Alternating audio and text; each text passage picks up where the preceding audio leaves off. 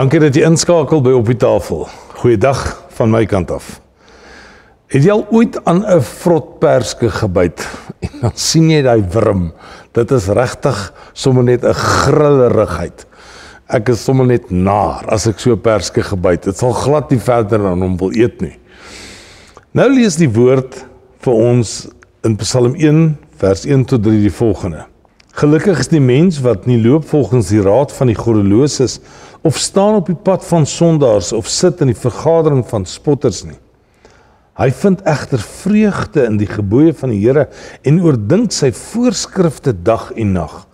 Hy is soos 'n boom, geplant langs waterstrome, wat vrugte dra op die regte tyd. Sy blare verwelk nie. In alles wat hy doen, is hy voorspoedig. Partymal sien ons mense, beleef ons mense met 'n grillerigheid aan hulle. Dit is nie lekker nie. Dit is nie lekker wanneer jy agterkom, dit wil voorkom asof daar geen prosesse in hierdie persoon se lewe plaasgevind het om beter te kan word. 'n Boom het tyd nodig. Die tuinier moet hom bespuit, moet die grond bemes en goed bewerk, om seker te maak dat die eindproduk, wanneer daardie blaartjies stoot en daardie bloeisels ontwikkel, dat daar uiteindelik 'n goeie vrug na vore sal kom. Jy het tyd nodig om die gebooie van God deel te maak van jou lewe. Jy het tyd nodig met God om regtig te kan word 'n boom wat geplant is by waterstrome, waar die vrugte dra op sy tyd en die blare nooit verwelk nie. Hierdie skrif sê wat sy gebooie bewaar.